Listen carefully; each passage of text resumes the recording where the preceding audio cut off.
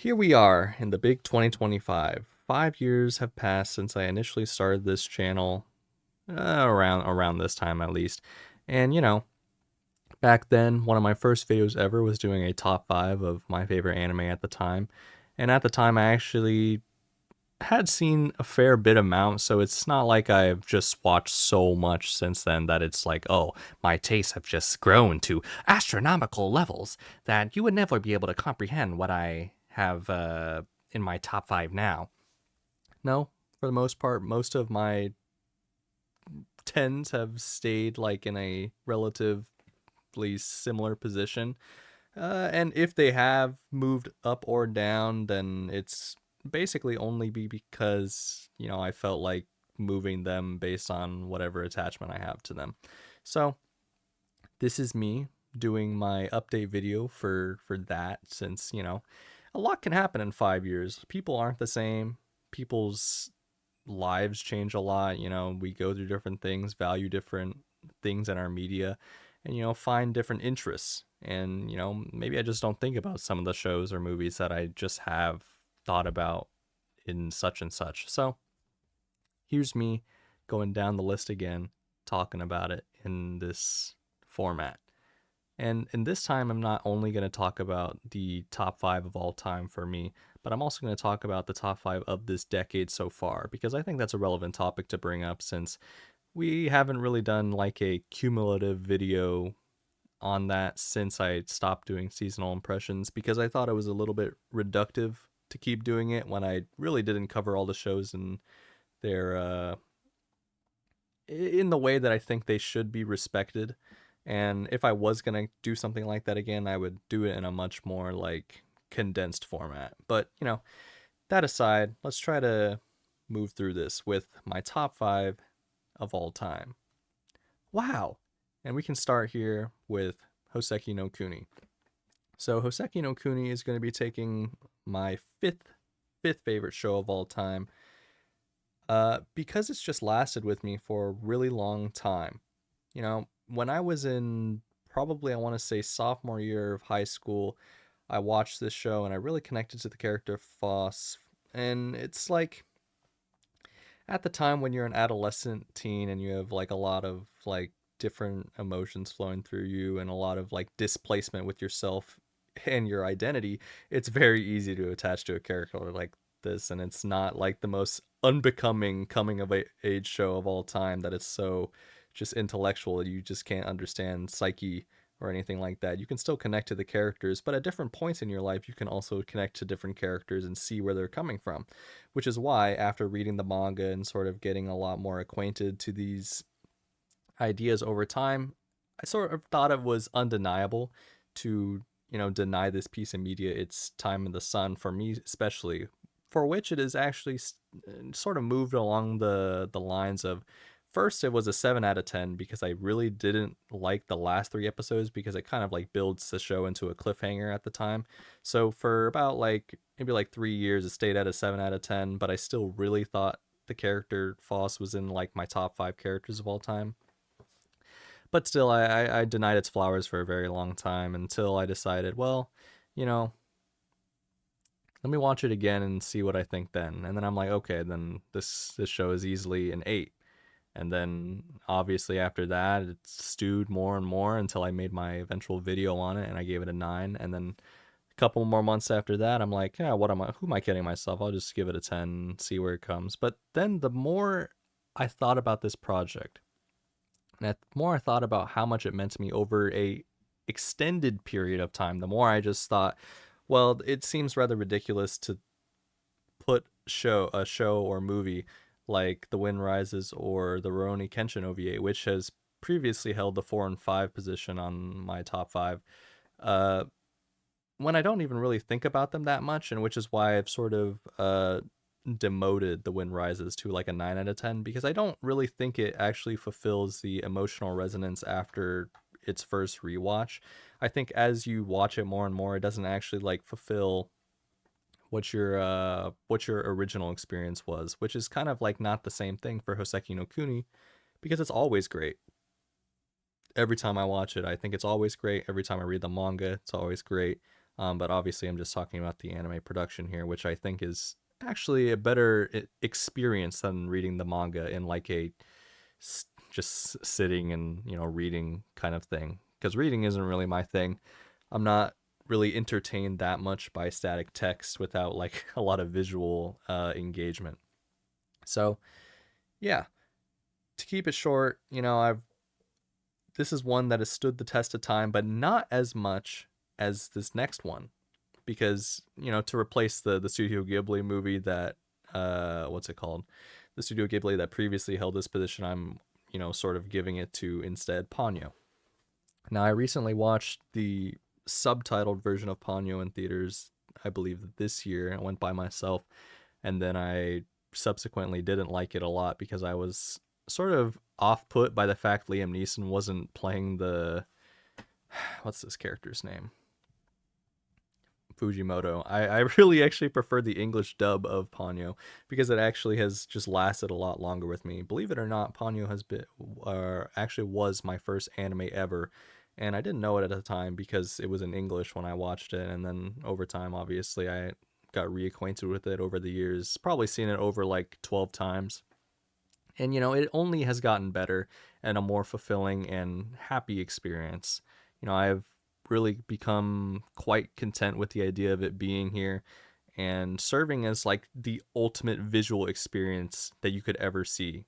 You know, this movie is breathtaking. I said it in my I believe I said it in my every Ghibli movie ever video, and then I also said it in my Boy and the Heron video. This movie is gorgeous. It is unbelievably gorgeous to a level that I think could not have been replicated by any other production team at the time. And so it's sort of impossible to be on that level because you really don't have a ruthless dictator like Hayao Miyazaki running the show. But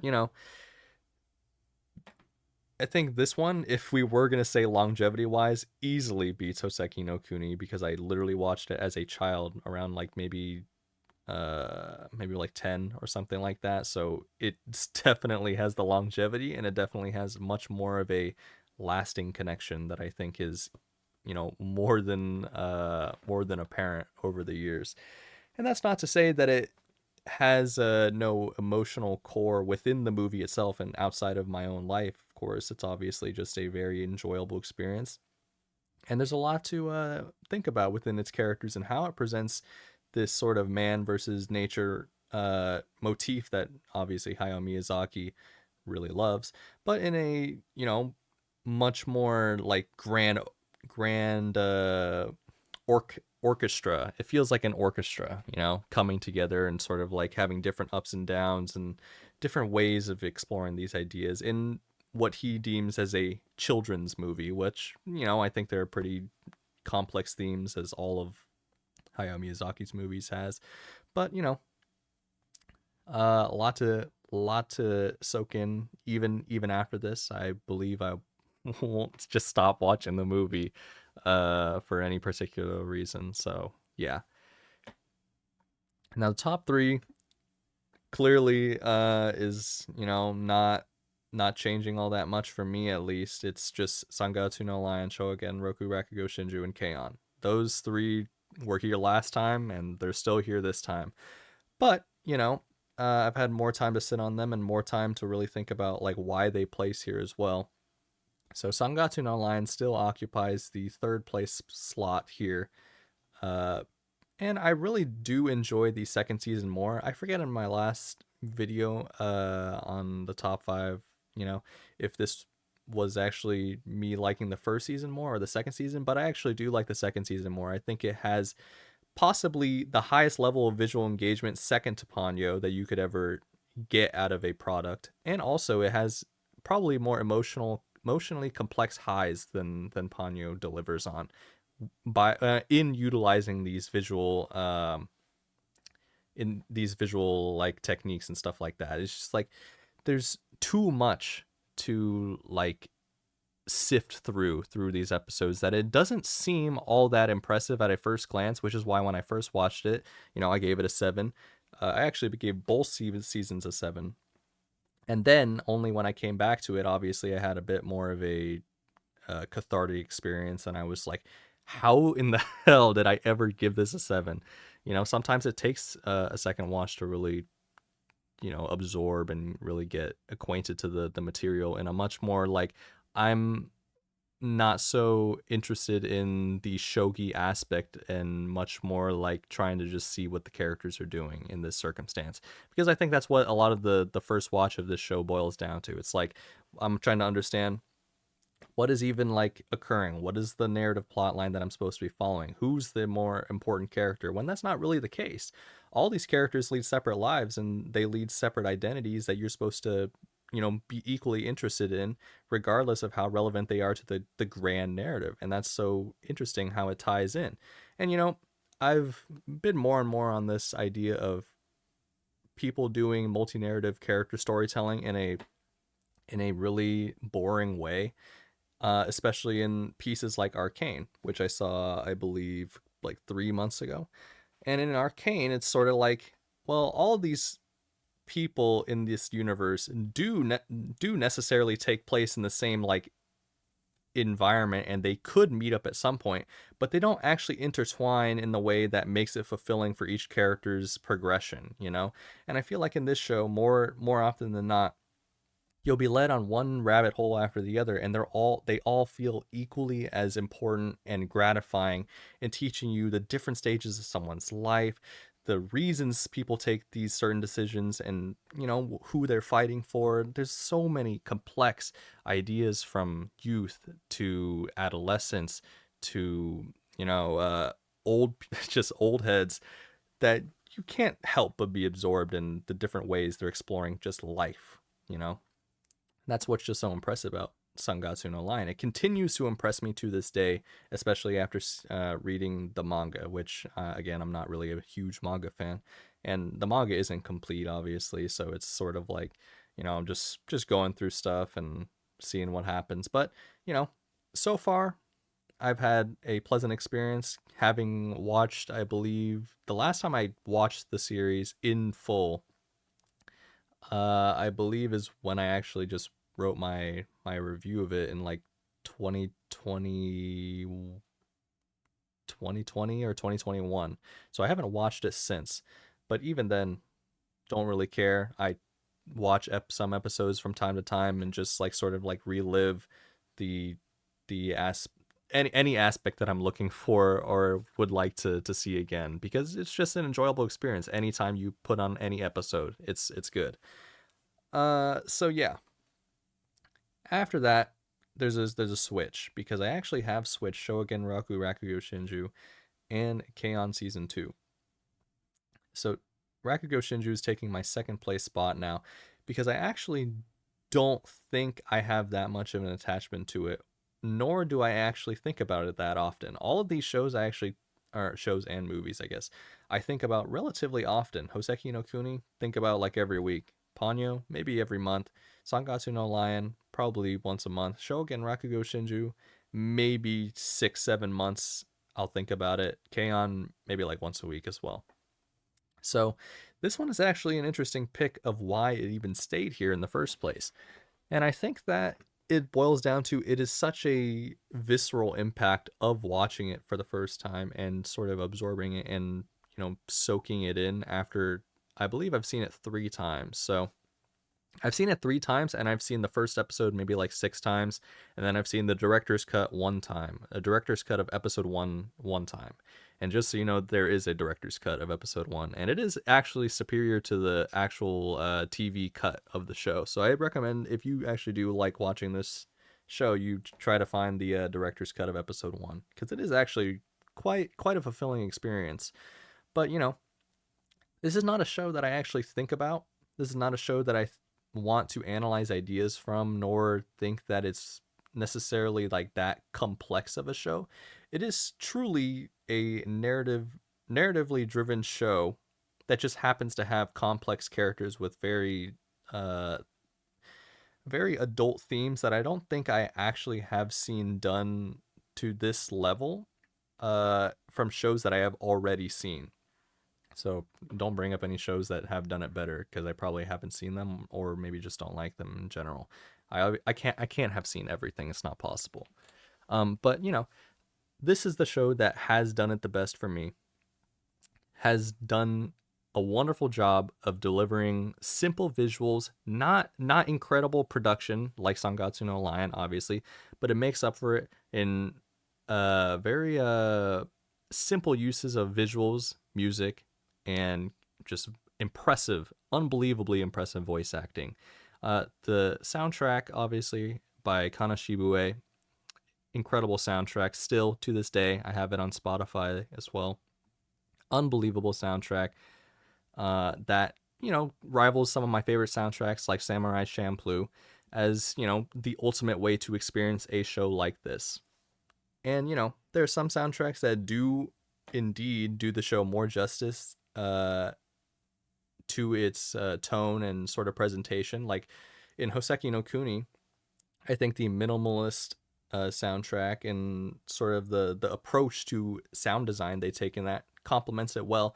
But obviously, it's not a full like thematic, visually linked soundtrack as much as Shogun Roku Rakugo Shinju. I mean, okay, let's not say that. What's it called? Let's just not say that Hoseki no Kuni's soundtrack is not visually related because it's definitely visually related. But I'm saying it more as a like it doesn't feel like a real like musical moment that I look back on and always find to be its strong one of its strongest elements of all the moving pieces, I should say.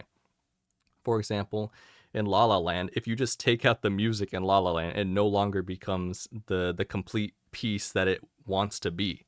And I think that in Shogun Roku Rakugo Shinju, without its incredible jazzy music, you're not going to have the same piece, which is why that I think it's like forever intertwined and linked, as you need these two to be a part of each other to work, and it works so well that you can't forget it exists now as this, which is why that I think it's just stayed in my mind for so long as like, yep, I love these characters, I love the music, and I definitely do love how it presents stuff so easily, so uh so digestibly for even teens, because I watched this as a teen and then I watched it as like early adulthood and stuff like that. I guess I'm still in early adulthood, but you get what I'm saying. Just like I watched it in two times in my, or I've watched it at 2 points in my life, and it's both had pretty similar impact, but still had stuff that I could chew on in a meaningful way. So this last one, pretty self-explanatory. I love K-On! Literally every single episode is great. I don't have an issue with really any episode. Maybe you could say that the OVA isn't that great, but the movie season 1 maybe has like a couple fringe episodes, but every episode is like easily an enjoyable experience for any purpose. And there's nothing really I can say to demean it. I don't have any issues with really anything other than it being like the ultimate cathartic experience and character study. Out of every single show, it gives you the most meat to chew on with all these characters. Every single interaction possible is covered in this show. Obviously, it's not a heady drama with like, oh well, we're going to now explore the theme of existentialism. Like, no, it's really just a fun time, and it is one of the few shows that can genuinely make me smile, and that's a very important element for me because it doesn't happen that often. To make me smile and laugh, it's not something that is really easy, because once you see a lot and you just sort of accustomed to anime isms, quote unquote, it becomes sort of a non-issue to you to like goof and gag at like insert light novel protagonist making insecure joke or something like that. It doesn't hit you the same way. Whereas when I see five girls when I'm not a girl, just making jokes about being girls or doing girlish stuff, it somehow makes you laugh and smile.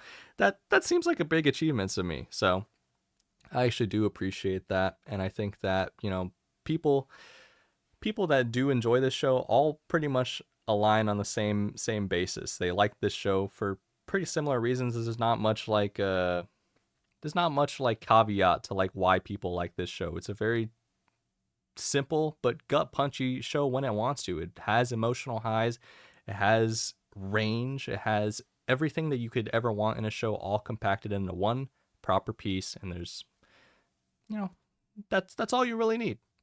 Keep it simple. I like simple things, and I like it. I like simple things, and they have when they have complex reasons to be simple. Uh, and that's really all you want. So I don't think I'll ever be dissatisfied with a watch of K-On! So now we're gonna talk about my top 5 of the decade, which really are just my top 5 of each year, because we've actually had a pretty good spread of shows over this decade that I don't necessarily think uh take away from this decade being still, pretty okay. I'm actually enjoying myself. I've pretty much only gotten, I mean, we only have one 10 out of 10 show that I think deserves to be here. But other than that, we have at least 3 shows that I think are, of a quality that will stand the test of time and will leave a lasting impact on the medium in general. So for my first pick in my fifth slot, I really wanted to I really had a debate in my head between The Boy and the Heron, which is Hayao Miyazaki's quote unquote last movie, and then Pop Team Epic Season 2. But then I decided on Pop Team Epic Season 2 because one, I consider it my top anime of 2022. And also, it just seems a bit more exciting and a bit more consistent than The Boy and the Heron, because I did have my issues with The Boy and the Heron. And I think that Pop Team Epic just really fulfills everything that I wanted to have from a Pop Team Epic Season 2. And they really went above board to make it like the ultimate energetic, crazy, still lively experience that you come to expect from this series. And there's not a lot of reason to deny its flowers, because, it is a great show. It is a fun show. And if you do enjoy Pop Team Epic Season 1, you will enjoy Pop Team Epic Season 2. It's very straight to the punch and doesn't really get in the way of its own what's it called? Just content. It's not as referencey as I mean, it is referencey, but it's not as like focus on referencey material as the previous one, which is actually better. I think it's more original take on a lot of ideas is much more appreciated for me. So yeah, that's why I like Pop Team Epic 2. Visually awesome, tons of actually like, wacky weirdo stuff that you would never see in a show, because why would you ever do that?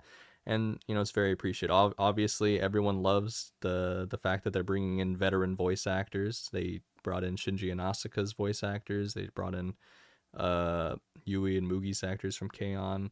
They brought in a lot of people. I think they brought in Gon and Killua's voice actors for this season too. So a lot of people brought in, a lot of funny banter, a lot of crazy moments for them to show their voice acting chops. Everyone had fun on this show. You can't watch the show and think that nobody had fun making this show. Everyone had fun making this show. So you can definitely tell. And that's why, big props to these dudes. So, at the number 4 slot, we have the movie that came out last year. But I think actually did I watch this movie this year? I don't know. But it released in 2024, but the production of Look Back by Studio Durian, which was their first project ever, and this first director's project as well. He's not listed on here, but great job. Visually very impressive. I must say, it's just top of their game stuff. Great source material, very good use of the material, and also just a very simple and authentic message that I think I covered very well in my video. Look Back, connection motivates creativity or something like that. It's on there somewhere, but I analyze it much more competently in that video, so I would recommend you just watch that one. But yes, still thinking about this, still loving it, still think it's probably Probably my favorite piece from that year. I mean, it has to be that my favorite piece from that year because there's no other one from 2024 on this top five. But yes, lots to love here. Probably has the least staying power, I think, out of everyone on this list because it's so fresh and I haven't had a lot of time to really like sink my teeth into it. But it immediately came to mind, so it's not like I just like put it on here by just pure chance. I know why I put it here and I know why it has such a great impact. But yet to be seen. Maybe when I rewatch it, it'll change or something like that. But still liking it. So number three, despite what I said about Made in Abyss season 2, if you remember that one, that video is promptly named Made in Abyss season 2 Poop Festival or something like that. That is not to say that Made in Abyss movie 3 is still not great.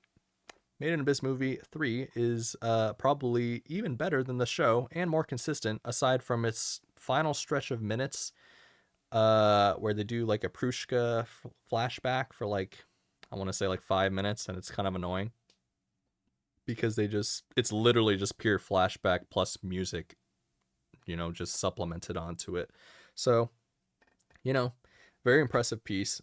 I don't think about it that much, but I just know it's still quality today. If I would see it again, and I probably will down the line, I would immediately know like this is the Made in Abyss I remember, which is why, when I went into season 2, I was so disappointed because I thought this was the new standard for the series when I was so gravely misled. I was so misled by the poop that I could not understand the true artistry. But this piece obviously is possibly more visually. Actually, no, it's definitely more visually impressive than the show.